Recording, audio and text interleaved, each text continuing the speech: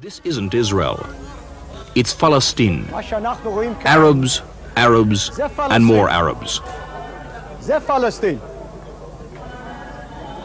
רואים פה ערבים וערבים וערבים. מה יהיה פה בעוד 10 שנים? What will happen in another 10 years? How many Arabs will be living here? In 1967, we had a golden opportunity. When we liberated the city, we could have removed them all. They expected us to slaughter them, but there was no need for physical harm. Just transfer. Out. We missed our chance. It was a serious mistake for all generations. Jerusalem, a Jewish city, the Jewish capital. But Jews are afraid to walk here today. In the evening, there are no Jews here. They're afraid. Jews are stoned and stabbed. But the Arabs are not afraid. Tell me, who are the conquerors and who are the conquered here? Will this city be Yerushalayim or Al-Quds? We have to decide now, because time is running out. Born in Brooklyn, New York City, Benjamin Baruch Goldstein was raised in an Orthodox home. His father, Israel Goldstein, a devout religious man, as well as the mother, Miriam Goldstein. Both had family which had generational lineage, which went back 8 generations to the Baal Hatanya, which was an acronym for Harav Shanur Zalman, the founder of the Lubavitch Chassidus from the 18th century. During the 1929 Hebron riots, which took place in Mandatory Palestine, when some 69 Jews were slaughtered without the British troops interceding, some of those relatives were of Miriam Goldstein. Also, the same year in Safed, where 18 Jews were killed as Arabs rioted throughout Galilee. The conflicts witnessed a total of 133 Jews and 110 Arabs killed. It also ended the Jewish presence in Hebron. Both of the Goldsteins had worked in the New York City Board of Education school district while they lived in Brooklyn. Benjamin, meanwhile, entered the yeshiva in Flatbush, located at 919 East 10th Street. It was the best Jewish school in Brooklyn. There, Baruch excelled in his studies and became enamored with learning Talmudic law. After graduating, Baruch wished to become a doctor and treat fellow Israelis back in his natural home. He enrolled at Yeshiva University, but then transferred to the Albert Einstein of Medicine, where he earned his medical degree in 1981. At around this period, he became affiliated with a known radical Jewish organization, the Jewish Defense League in Brooklyn, led by its founder, Rabbi Meir Kahane. Goldstein knew Kahane well from radio broadcasts proclaiming his prejudices toward Arabs, believing that Israel should be a Jewish home state specifically designed just for Jews. Goldstein did whatever he could to try to help organization out, but he yearned to make Aliyah, an immigration of Jews from the diaspora to the land of Israel. Before his departure, however, he would pen a letter to the editor of the New York Times. It would give the world a glimpse of his extremist views toward Arabs and the devout admiration for the defense of Israeli borders. He wrote, "The harsh reality is, if Israel is to avert facing the kinds of problems found in Northern Ireland today, it must act decisively to remove the Arab minority from within its borders." By 1983, he immigrated to Israel. There, he would live in a home near Hebron in a town called Kiryat Arba, the town of 4. He would also change his name from Benjamin to Baruch. His parents, as well as his brother and sister, would soon follow him in their immigration to the homeland. Kiryat Arba had a special place for Baruch Goldstein. It is prominently mentioned in the Bible as where King Solomon would bury his wife, Sarah. There were also an ominous history here just 3 years prior. In 1980, Three 20-year-old yeshiva students studying in Kiryat Arba were among the 6 Jews killed after praying in the cave of Patriarchs held on a Friday night. According to an article from the Jewish Telegraphic Agency, witnesses at the scene were unaware of an attack until it was too late. Al-Haran Wertheimer was guarding the Hadash building when the attack started. The people were coming back from the Machpelah synagogue via the Hadash building, he said. They were singing Shabbat songs. There were many women and children, but by sheer luck, they were walking ahead of the last group, which included 24 men and 6 girls. As soon as the women and children entered the building and the last group was approaching the gate, the attack broke out, Wertheimer said. Hell was everywhere, he continued. Hellish fire was coming from opposite me. I had no time to return the fire. I was hit, stumbled, and dragged myself into the house where I was given first aid. He said the firing was so heavy and dense that he would not have been able to do much. Everyone outside was hit by the shower of lead and fire. It was hell. The shooters were 4 Palestinians. One of them, Taysir Abu Shineh, was elected to Hebron's municipal council. The 4 charged with the murders were all sentenced to life in prison, but were released in a prisoner exchange later in the decade. During the mid-1980s, Baruch Goldstein would serve in the Israeli army as its head medical officer. He would also meet a Soviet immigrant named Miriam. Baruch's mother was pleased.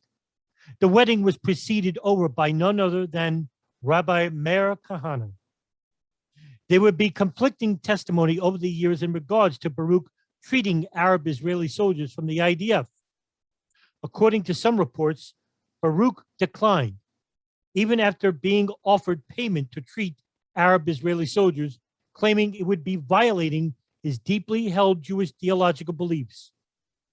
Most Arab Israeli soldiers were Druze. Druze people reside primarily in Syria, Lebanon, Jordan, and even Israel, and are known to be quite adaptable to any community they lived in.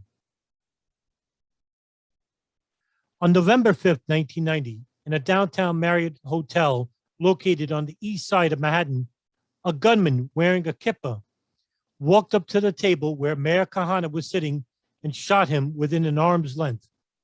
Kahane was immediately killed. His assailant was later captured after a short shootout. The assassin was a known Islamic militant, El Said Nosser. He would later be remarkably found not guilty for Kahane's murder. The assassination, however, was felt throughout the Jewish world, more so in Israel, where the nationalist fervor was made during the period as multiple attacks on Palestinians came soon hereafter. Goldstein was crushed by his friend's death and vowed to avenge it tenfold. The Cave of the Patriarchs is considered the second holiest site in all of the Jewish world, after the Temple Mount. It is located south of the West Bank in Hebron. It is known to Muslims as the Sanctuary of Abraham. It is a known tourist site as well. Purim is a Jewish holiday which commemorates the saving of the Jewish people from Haman, an Archimedian Persian Empire official who was planning to kill all the Jews. On February 25th, 1994, the day of Purim, Baruch Goldstein woke up early in the morning. He kissed his wife Miriam and left his house. This day also was the beginning of the Muslim Ramadan holiday. Goldstein picked this day to commit to an act that he felt was not only just his religious duty, but a duty to avenge the death of Kahane. At 5:03 p.m., approximately 800 Muslim worshippers entered the compound to fast and pray. The cave is guarded by Israeli IDF soldiers. Usually there are 9 guards detailed to the area, but on this night, only 4 soldiers were late to their posts, and only 1 was on guard this evening. Goldstein, dressed in his Israeli army uniform and carrying an automatic rifle, an IMI Gali with 4 magazines, a total of 140 rounds and 35 rounds per magazine. He also had hand grenades on his person. As he entered the Hall of Isaac, a secondary corridor after the Hall of Abraham, he witnessed 2 guards. They thought of him as simply an Israeli soldier who was participating in the prayer inoculation. Standing in front of the only exit from the hall, he positioned to the rear of the Muslim worshippers. Goldstein grabbed a grenade from his pouch and threw it to his left. The preceding blast shook the corridor, and the Israeli guards fell to the floor. As soon as the blast had ended, no less, Goldstein proceeded to spray the prayer area with his automatic MII Galilee rifle. Most of the Muslim worshippers were on their knees in supplication and had little time to react to the volley of sheer violence met from behind. There were some worshippers who even said that they saw 2 and maybe a third participating in the shooting, as the shots had not only come just from behind, but also from the sides of the corridor. According to a survivor of the massacre, Hamadi al-Mutasheb, it felt like an unending nightmare. Quote, I turned and saw a settler behind me shooting, and then I was hit from the other side. I don't know who shot me, but it wasn't him. I was shot 3 times in the other side of my body. I couldn't see at all after that, but I could still hear and heard people saying that soldiers had closed the main door so we couldn't get out. When we were in the ambulance, we were stopped at the checkpoint in Biet Umar. The soldiers kept us for a long time at the checkpoint, and my friend, who was also injured, died in the ambulance. It never leaves you. People tell me that I don't laugh anymore, end quote. Fatima Hamas al-Jabari, husband to Suleiman, killed in the violence, quote, my husband and I, 2 of our sons were at the mosque. Men and women are separated to pray. So when I heard the shooting, I just thought about my husband and sons. As the shooting began, my husband tried to cover our youngest son, Sari, who was 8. Suleiman was shot through the back, and the bullet went straight to him and into Sari. My husband was killed. Sari's stomach spilled out, and we thought he would die too, but he survived after 1 month in the hospital, end quote. There were over 120 rounds shot by Goldstein until his weapon jammed during reloading. During this brief moment, someone from the crowd managed to hurl an adjacent fire extinguisher positioned to the west wall of the hall.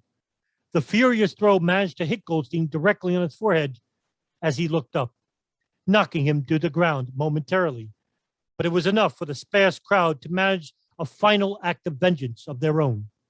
As Goldstein curled up, numerous men, some even shot by Goldstein just moments ago, beat him in what seemed like an eternity. Goldstein was killed by the mob's assault. His body was left crumpled with multiple broken bones. Kamal Abdin managed to survive the initial assault and claimed that Israeli soldiers afterwards were seen laughing. Quote, the soldiers always searched us before we entered the mosque, and we had to pass through a metal detector. On that day, the machine was turned off, and no one searched us. There were fewer soldiers there than usual, and they were relaxed and laughing. They didn't think anything or anybody was going to get out alive, end quote. After the smoke had cleared, Goldstein's massacre killed 29 people and wounded another 125. Some among them were even children. According to the New York Times, who managed to interview 40 worshipers who survived the attack, quote, all witnesses corroborated that 3 Israeli guards opened fire, likely in panic amid the confusion as the Muslims fled the shrine, with at least 1 soldier firing into the crowd. During the inquiry, an Israeli army official said 3 worshipers died in the stampede following the attack, and 5 Palestinians were killed in street riots within Hebron later that day, end quote. The immediate days after the massacre saw conflicts throughout Hebron. Palestinians began raiding Israeli settler homes and committing acts of arson on farmlands once belonging to Palestinian families who were unduly evicted by the Israeli army just years ago. The Izz al-Din al-Qassam Brigade's Hamas military wing began a multiple suicide bombing campaign that saw a total of 8 Israeli civilians and 55 wounded. 8 killed with 55 wounded in the towns of Afula, a north district in Israel.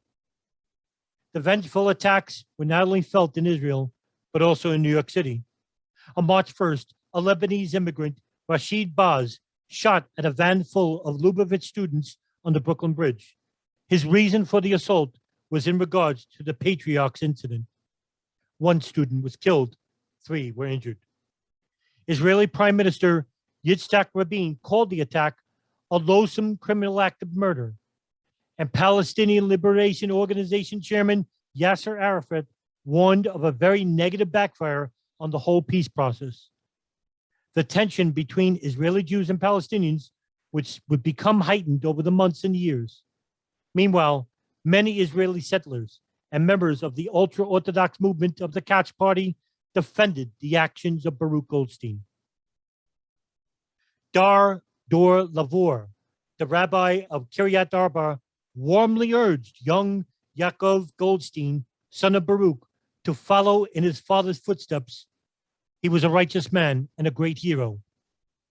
Baruch Marzel, a Koch leader who lived in Lebron, added, "We would have been a lot happier with the whole thing if Dr. Goldstein, a righteous man, was not killed.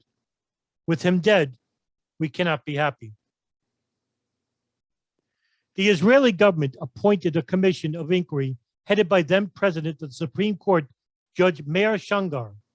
The commission, in the epilogue to its report, called the massacre a base and murderous act in which innocent people bending in prayer to make their mark were killed.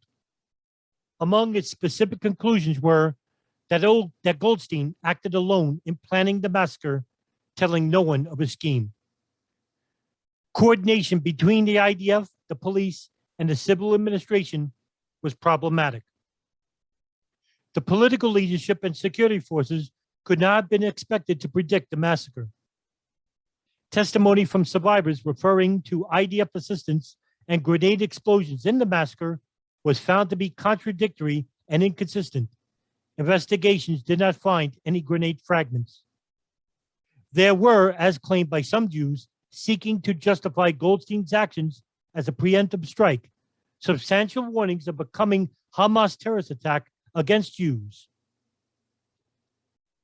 Later, critics of the commission had suggested that Shangar's judicial record has consistently displayed his leniency toward the settlers, including those convicted of crimes against the Palestinians, but especially toward the soldiers who had fired at the Palestinians, and that his career reflected a history of pro-settler activism by promoting expropriation of Palestinian land to Jewish settlement that is against international law. In the weeks following the massacre, hundreds of Israelis traveled to Goldstein's grave to celebrate Goldstein's actions. Some Hasidim danced and sang around his grave. Although the government has said that those who celebrated the massacre represented only a tiny minority of Israelis, a New York Times would later report that Israeli government claims may underestimate the phenomenon. In a pamphlet entitled Baruch HaGever, published in 1994, and a book of the same name in 1995, various rabbis praised Goldstein's actions as a preemptive strike in response to Hamas threats of a pogrom, and wrote that it is possible to view this act as following the 5 holiest principles. The phenomenon of the adoration of Goldstein's tomb persisted for years, despite Israeli government efforts to crack down on those making pilgrimage to Goldstein's gravesite. Goldstein's body was buried in the hillside settlement of Kiryat Arba, in which, to the very day, the Hilltop Youth, which is a small clan of radical Jewish religious settlers, celebrate. The Israeli idea has suspended it to dissuade it in becoming a shrine for a murderer. Later on, in the years dismantling the shrine, radical Jewish settlers would settle a Purim by invoking the memory of the massacre, sometimes even dressing up themselves or their children to look like Baruch Goldstein. To some Jews, Goldstein is a murderer. To some, he is a hero. That in itself poses a problem.